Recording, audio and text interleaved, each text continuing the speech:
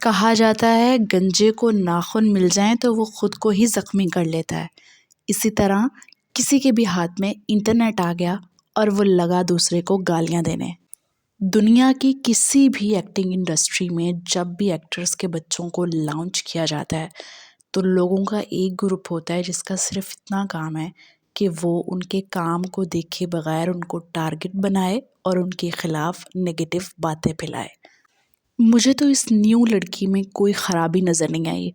हर लिहाज से एक हीरोइन मटेरियल ही लग रही है और ख़ास तौर पे इसका डांसिंग नंबर देखने के बाद लगता है कि लड़की में डांस की अकल समझ है। तो फिर इसको इस बात पे ट्रोल करना कि किसी ज़माने में इसकी माँ एक हीरोइन रह चुकी है, तो हीरोइन्स क्या करें? वो बच्चे पैदा करना बंद कर दें इस डर से कि लोग उनके बच्चों को कल को इस बात पे ट्रोल करेंगे कि तुम्हारी माँ हीरोइन क्यों है या तुम्हारा बाप हीरो क्यों है। यही किया था तुम लोगों ने आलिया के साथ, रणबीर के साथ और पता नहीं किस किस के साथ। परिणीति को भी मोटी कहा करते थे कि सिर्फ प्रियंका की वजह से उसको ले लिया गया है।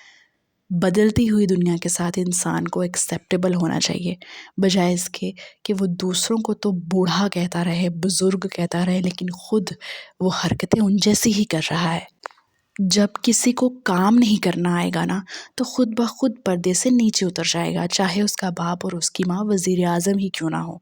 उसको लोग जब सर आंखों पे बिठाएंगे ही नहीं तो वो किस काम की हीरोइन और किस काम का हीरो। तो ये लड़की भी जो न्यू आई है राशा, ये भी उतर जाएगी पर्दे से अगर इसमें कोई टैलेंट ना हुआ या इसमें किसी भी किस्म की कोई हीरोइन वाली बात ना हुई। लेकिन जब तक हम उसका काम नहीं देखते तब तक हम उसे क्यों बुरा भला कहें सिर्फ इस वजह से कि वो रवीना की बेटी है।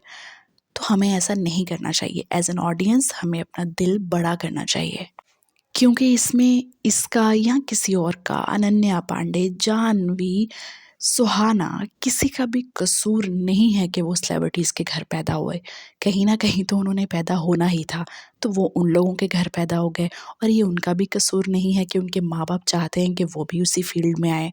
बिल्कुल इसी तरह जिस तरह डॉक्टर का बेटा डॉक्टर बनता है, इंजीनियर का बेटा इंजीनियर बनता है, बिल्कुल इसी तरह वो भी अपने माँ बाप के नक्शे कदम पे चल रहे हैं। लेकिन वो कितना लंबा चल सकते हैं ये उनके अंदर का टैलेंट और उनकी मेहनत हमें दिखाएगी।